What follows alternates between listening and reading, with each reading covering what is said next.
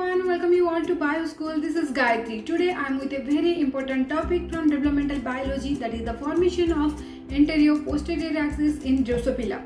So guys, don't miss this video. Watch the video till the end to know which factor determine the anterior and posterior axis in Drosophila.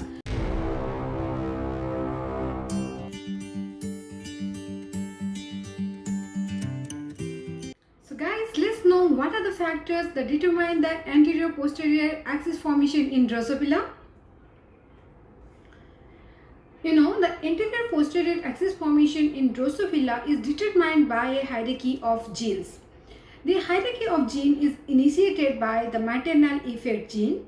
Okay, these maternal effect genes are the messenger RNAs which are located in the different region of the egg.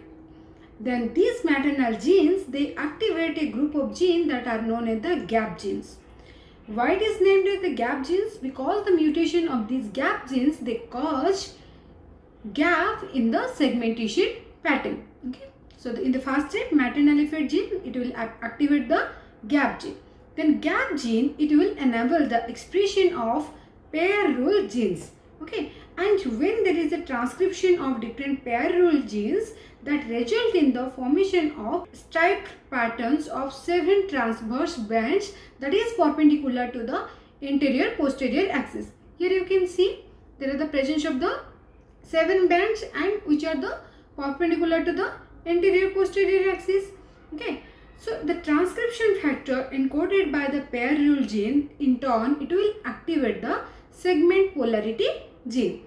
Then this segment polarity gene, whose mRNA and protein product that divide the embryos into 14 segment wide. Okay, this pair rule gene, it will activate the segment polarity gene. Then the transcription of the mRNAs and the proteins. Then the mRNAs and the protein that divide the embryo. Then the mRNAs and the proteins of the segment polarity gene that divide the embryo into 14 segment. Okay. So here in the diagram you can see this is the head region. Head region, it has the 3 segments. Thorax, it has also the 3 segments, 3, 3, 6, and the abdomen has the 8 segments. So it divided the embryo into 14. So it divided the embryo into 14 segments. At the same time, the gap genes, pair rule genes, gap genes, then the second one is the pair rule genes and the segment polarity gene, they interact to activate the homeotic gene. They together activate the another gene that is known as the homeotic gene. This homeotic gene, whose transcription that determine the developmental fate of each segment. Okay. Now we'll see the anterior posterior polarity. We know that many of the molecular events that takes place during the Drosophila embryogenesis that actually occurs during the oogenesis. Okay. So before the oogenesis begins, the oogonium, it divided the 4 times with the incomplete cytokinesis, and it gave rise to the 16 interconnected cells. These 16 germline cells, along with the epithelial cell layer of the somatic follicles, they constitute the egg chamber.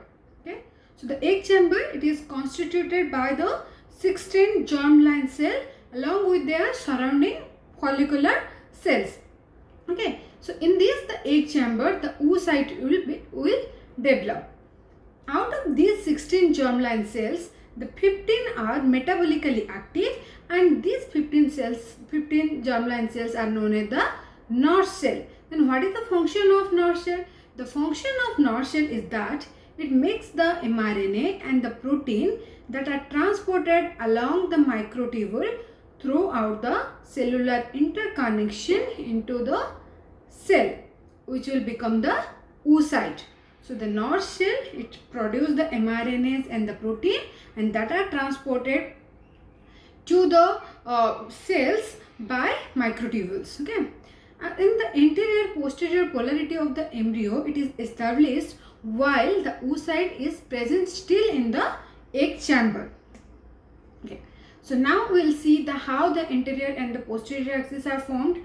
So in this diagram you can see these are the Nod's cells, and the Nod's cell, it is present towards the anterior side of the egg, and the posterior side of the egg has the oocyte, okay, and it is surrounded by these are the follicle cells. So what will happen, the oocyte, it will move to the posterior region of the egg chamber. Nod's cells are present at the anterior portion. Okay. As the oocyte nucleus moves towards the terminal follicle cell, okay, as the oocyte, it moves, the oocyte nucleus moves toward the terminal follicle cell. These are the follicle cell, these are the terminal follicle cell.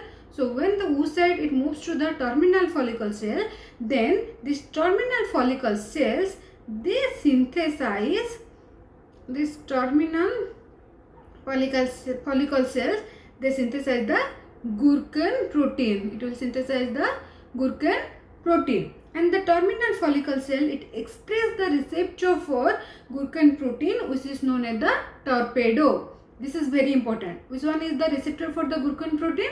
The receptor is known as the torpedo, and where it is expressed? It is expressed in the terminal follicle cells. Okay.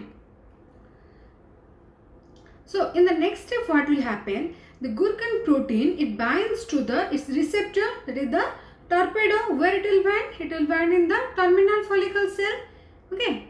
So it will bind the Gurkhan protein. Here it binds with the torpedo receptor. After binding to the torpedo receptor, what will happen? The terminal follicle cells, okay, this terminal follicle cell, it will convert it into posterior follicle cells. It will convert into the posterior follicle cells, and that activate the protein kinase A in the egg. It will activate the protein kinase A. So what will happen in the first step? The oocyte, it will move to the posterior end. Okay, oocyte, it will move to the posterior end, and Nod's cell, it will present at the anterior end. Then what will happen? The nucleus, it moves towards the terminal end of the follicle cells. When it moves to the terminal follicle cell, it will synthesize a protein. That protein is known as the Gurkhan protein.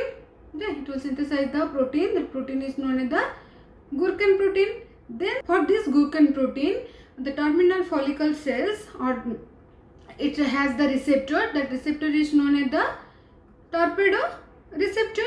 Okay. So in the next step, what will happen? When this Gurkhan protein, it will bind to the torpedo receptor, the terminal follicle cells. Okay, these terminal follicle cells, in the sixth step, terminal follicle cell, it will be converted into posterior follicle cells. Okay, when the terminal follicle cell is converted into the posterior follicle cells, then it will activate the protein kinase A in the egg.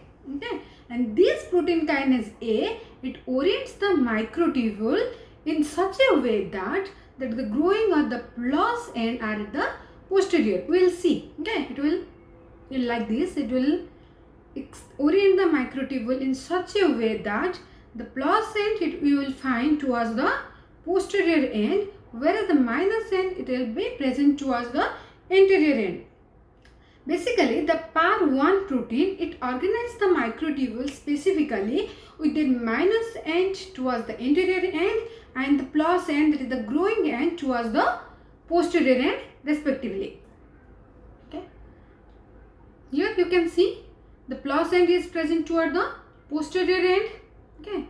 And the minus end is present towards the anterior end, and this is oriented by the protein. The protein is known as the PAR1 protein. The bicoid mRNA, this is very, very important. Bicoid mRNA, okay, here you can see this bicoid mRNA, it binds to the minus M directed motor protein, which is known as the dynein. Okay, so the bicoid, it binds to the minus M directed protein, which is known as the dynein, and dynein, it moves the bicoid mRNA to the anterior end of the egg. Okay. Similarly, Oscar mRNA is associated with the kinesin 1. Kinesin 1 is known as the plus end directed motor protein, and it is associated with the nano mRNA. It is associated with the nano mRNA, and it directs the nanoproteins to the posterior end. Okay, direct the nanoproteins to the posterior end. So the nucleus, which is associated with the Gurkhan protein, it migrates along the microtubule to the dorsal region of the oocyte and induce the adjacent follicle cell become the dorsal follicle cells. So now the bicoid mRNA, by binding with the -N directed motor protein, it moves towards the anterior end, and the nano mRNA, by binding with the kinesin protein, it moves towards the posterior end. Okay. Basically, the anterior end and the posterior end of Drosophila, it is determined by the morphogen gradient. Okay, morphogen gradient of the bicoid nanoprotein present in the egg cytoplasm. Bicoid proteins, it forms the gradient which is highest at the anterior end, and nanoprotein that forms the gradient which is highest in the posterior end. Okay, anterior end has the highest amount of the bicoid protein, where the posterior end has the highest amount of nanoproteins. Okay, and when the nuclei divide, each nucleus, okay, is given is the positional information. Okay, the positional information. So when each nuclei divide, then the positional information of the nuclei is determined by the ratio of bicoid and the nanoprotein. Let's see. If there is a high concentration of the bicoid protein, then it will develop into the head region. In the thorax region, there is a high concentration of the bicoid protein and low concentration of nanoprotein. Similarly, in abdominal region, what will happen? There is a high concentration of nanoprotein. The ratio of nanoprotein is higher in comparison to that of the bicoid protein. Then that will develop into the abdomen region, and the posterior region has obviously the high concentration of nanoprotein, and the most anterior portion has the high concentration of the bicoid protein. So the bicoid protein is the one protein that determine the anterior and the posterior region of the Drosophila embryo. There are two other maternally provided mRNA, that is hunchback and caudal, are also critical in determining the pattern of anterior posterior region of the body plan. Okay, so now we'll see how the hunchback and the caudal gene, they help in the patterning the anterior posterior region of Drosophila. The bicoid it is present in the anterior end, nano it is present in the posterior end. Hunchback, it help in the determining the pattern of anterior end, and caudal determine the pattern of the posterior end. All these four mRNAs are deposited in the oocyte by ovarian knot cell. In the oocyte, we will find all these four mRNAs. Bicoid, you will get the nano, hunchback, and the caudal mRNA. Okay. So the bicoid message is sequestered anteriorly, and the nano message is sequestered posteriorly. So bicoid is the anteriorly present, and the nanoprotein is present in the posteriorly. So when there is a translation of the bicoid mRNA, bicoid protein gradient, it extends from the anterior to the posterior, whereas nanoprotein, they extend from the posterior end to the anterior. Okay, this is the nanoprotein, the blue one. Okay, it extends from the posterior to anterior direction, and bicoid, which is also that is the red in color, it is extended from is the anterior to the posterior direction. And this nanoprotein, it inhibits the expression of hunchback, which is present in the green line in the posterior end. Okay, so the nanoprotein, it inhibits the hunchback, where it inhibits the hunchback at the posterior end. Posterior. Similarly, bicoid, it inhibits the caudal at the anterior end. The anterior end. Here you can see bicoid mRNA which is present at the anterior end. Okay. Then it will synthesize the bicoid protein. This bicoid protein, it will inhibit the expression of caudal protein at the anterior end. Okay. Similarly, the nano mRNA which is present at the posterior end, it will synthesize the nanoprotein, and this nanoprotein, it will inhibit the expression of hunchback protein at the posterior end. Okay. Pumilo P55, it is a mRNA binding protein. By binding to the mRNA, it represses expression. Okay, so here Pumilo P55, it binds with the hunchback mRNA and it represses the expression of hunchback protein at the posterior end. So from this, we concluded that the bicoid protein, it expressed in the anterior end and it inhibit the expression of caudal protein at the anterior end. So in the anterior end, the two proteins are expressed, that are the bicoid protein and hunchback. Okay. Similarly, in the posterior end, there is a nano, and the nano protein, it inhibits the expression of hunchback protein at the posterior end. So the posterior end is specified by nano and caudal. Okay. This is important. Now we will see the formation of acron and the telson. Acron and the telson are the extremely anterior end and extremely posterior end of the Drosophila respectively.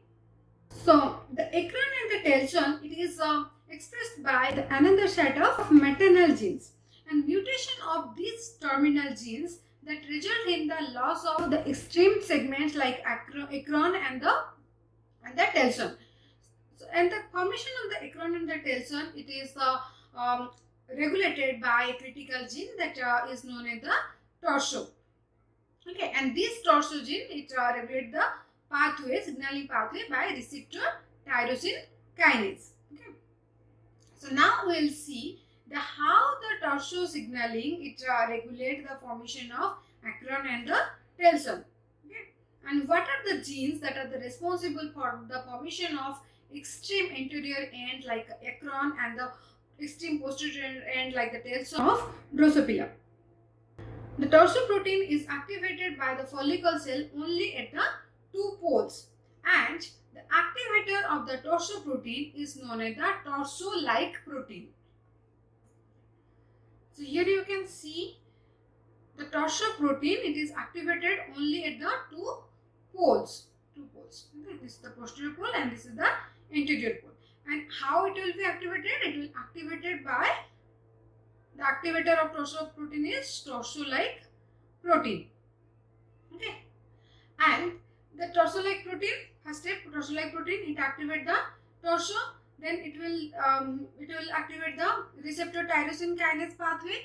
Receptor tyrosine kinase pathway, it is a signaling pathway. Then the final product of the RTK pathway, okay, that will be diffused into the cytoplasm at both the end of the embryo. Okay. And another important point is that the torso signaling, okay, torso signaling, it inhibit the Gaucher protein. Torso protein, it inhibit the Gaucher protein, and this Gaucher protein, it is a repressor of tailless and Hock-Vein gap gene expression. Okay, this one SKB is the Hock-Vein and tailless. Hock-Vein and the tailless are the gap genes, and the Gaucher protein is the active repressor of Hock-Vein and the tailless, which is inhibited by torso signal.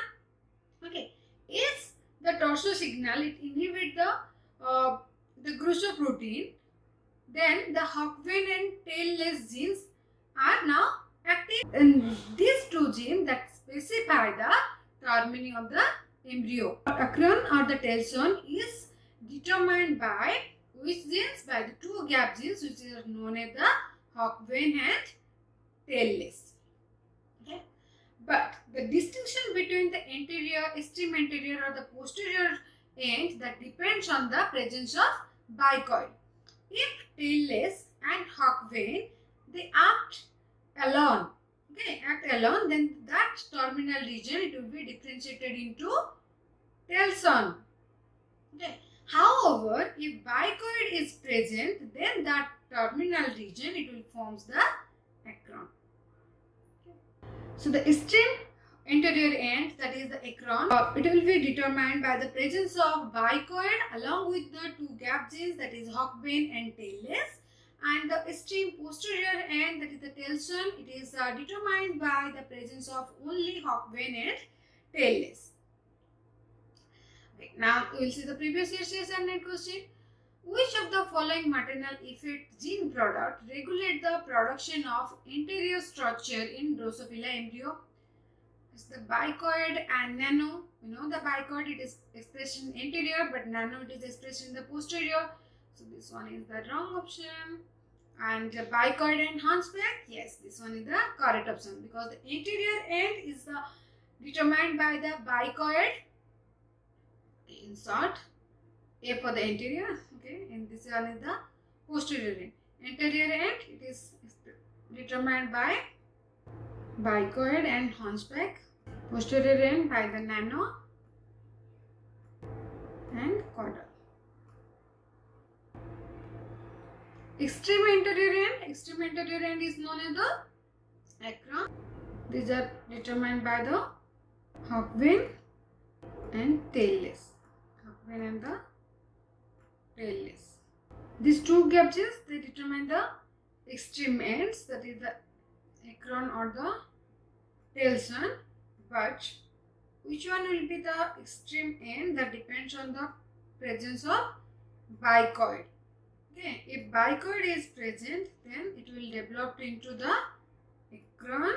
If bicoid is absent, then that will develop into the telson. Thank you so much for watching the video. Now you have a clear idea that which factor determines the anterior and the posterior axis in Drosophila. If you like this video and find it beneficial, then please do like, share, and don't forget to subscribe my channel. Bye bye. See you in my next video.